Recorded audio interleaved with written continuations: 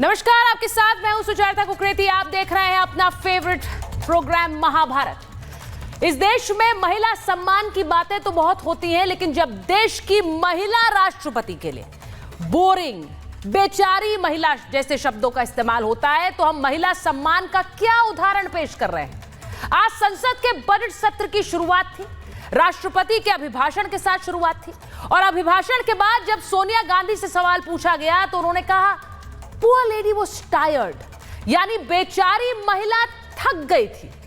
बेचारी महिला, poor thing. राष्ट्रपति को बेचारी शब्द से संबोधित करना, क्या यह महिला सम्मान का उदाहरण पेश करता है? आप और हम आमतौर से बेचारा शब्द का इस्तेमाल कब करते हैं? बेचारा, लाचार, असहाय, कुछ नहीं कर पाने वाला। इस शब्द का इस्तेमाल देश की राष्ट्रपति के लिए हो रहा है। उन्हें बेचारा बताने की कोशिश क्यों होती है? जब राहुल गांधी से अभिभाषण पर पूछा गया तो उन्होंने कहा इट वाज बोरिंग। राष्ट्रपति सरकार का विजन अपने अभिभाषण के जरिए सामने रखती हैं, लेकिन वो राष्ट्रपति पूरे देश की हैं, विपक्ष की भी है, सरकार की भी है, आपकी और मेरी भी है। ऐसी भाषा का इस्तेमाल देश के सर्वोच्च संवैधानिक पद के लिए आखिर क्यों किया जाता है? पीएम ने आज दिल्ली की रैली से इस पर जवाब भी दिया। आज प्रधानमंत्री नरेंद्र मोदी दिल्ली में चुनावी रैली कर रहे थे और उन्होंने कहा कांग्रेस के शाही परिवार की यह आदत है। उन्होंने आज सीधे सीधे राष्ट्रपति के लिए सोनिया गांधी और राहुल गांधी को आड़े हाथों लिया और कहा कि यह अपमान राष्ट्रपति का बर्दाश्त नहीं है। पुअर थिंग कहना, उन्हें एक चीज कहना, उन्होंने कहा कि यह आदिवासी राष्ट्रपति का अपमान है। लेकिन आज सवाल पूछ रही हूं कि क्या नरेंद्र मोदी को टारगेट करना, इस सरकार को टारगेट करने के लिए राष्ट्रपति इजी टारगेट है? उन पर इस तरह की भाषा का इस्तेमाल किया जाता, क्योंकि यह पहली बार नहीं है, बार बार राष्ट्रपति द्रौपदी मुर्मू का अपमान किया गया है। मैं सबसे पहले आपको सुनवाती हूं कि क्या कहा सोनिया गांधी ने। जरा सुनिए सोनिया गांधी क्या कह रही थी जब उनसे अभिभाषण के बारे में पूछा गया। The poor lady, the president was getting very tired by the end.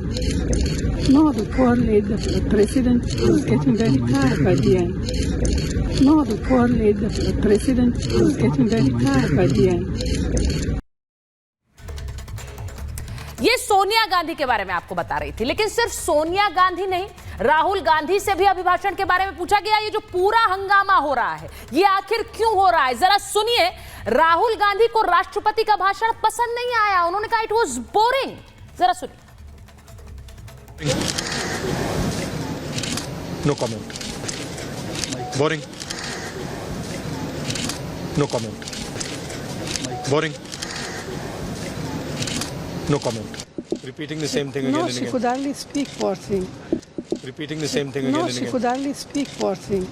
Repeating the same thing again No, and she again. could hardly speak, poor thing. तो राहुल गांधी कह रहे हैं कि वो बार बार एक ही चीज रिपीट कर रही थी। She was repeating the same thing again and again. फिर सोनिया गांधी कहती हैं कि वो बोल भी नहीं पा रही थी, वो थक चुकी थी, वो बोल भी नहीं पा रही थी। अब ये बात सोनिया गांधी ने कहा, लेकिन सोनिया गांधी और राहुल गांधी ने जिस तरह की भाषा का इस्तेमाल किया, उससे एक कदम आगे तो सांसद पप्पू यादव निकल गए। जरा उनको भी सुन लीजिए कैसे शब्दों का इस्तेमाल कर रहे हो। वो तो स्टाम्प है और किसी का लव लेटर पढ़ना है उनको। वो तो स्टाम्प है और किसी का लव लेटर पढ़ना है उनको।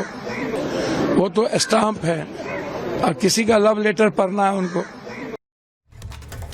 क्या आप स्कूल में हैं, कॉलेज में हैं कि राष्ट्रपति के अभिभाषण को लव लेटर कह रहे हैं और कह रहे हैं वो एक स्टैंप है, वो लव लेटर पढ़ रही हैं। अब मुझे यह जानना है और अपने दर्शकों से जानना है कि क्या इस तरह की भाषा सही है, राष्ट्रपति के लिए इस्तेमाल की गई? क्या इस पर हंगामा हो रहा है? तो क्या जायज नहीं है यह हंगामा?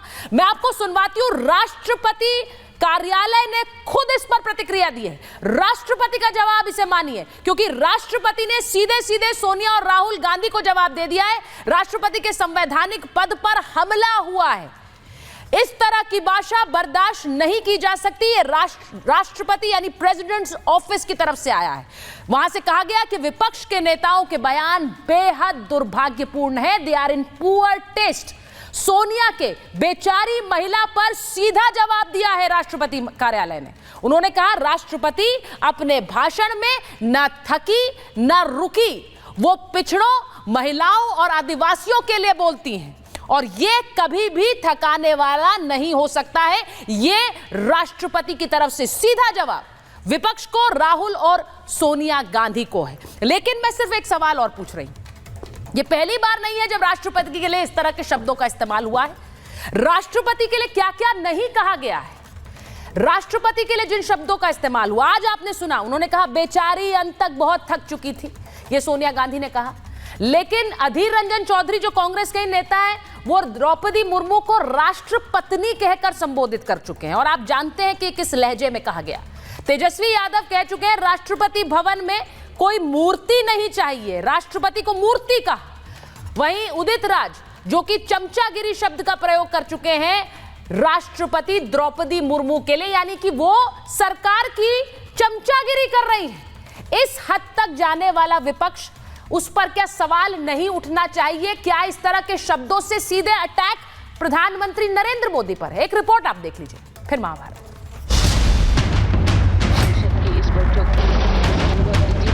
ये तस्वीर 26 नवंबर 2024 संविधान दिवस के दिन की है। राष्ट्रपति मंच पर है, सभी का अभिवादन स्वीकार कर रही है और दूसरी तरफ उसी मंच पर कांग्रेस के युवराज भी हैं, जो राष्ट्रपति का अभिवादन किए बिना पहले तो मंच पर बैठ गए और फिर मंच से उतर भी गए। संविधान के प्रतीक को अपनी जेब में लेकर घूमने वाले राहुल गांधी और उनकी पार्टी समय समय पर राष्ट्रपति का अपमान करने से बाज क्यों नहीं आती? एक बार फिर से ऐसा ही हुआ। No, the poor lady, the president was getting very tired by the end. No, the poor lady, the president was getting very tired by the end. Boring. No comment. Boring.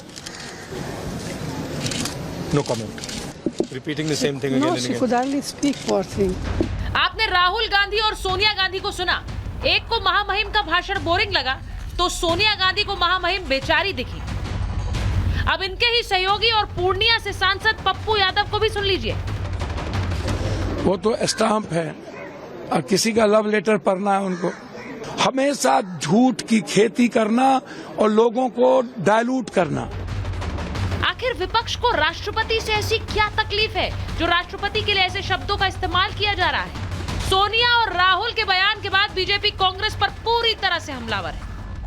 इस लोकतंत्र की जो प्रथम नागरिक है वह आदिवासी समाज से आई एक महिला है और कदाचित एक आदिवासी समाज से आई महिला एक पुअर थिंग को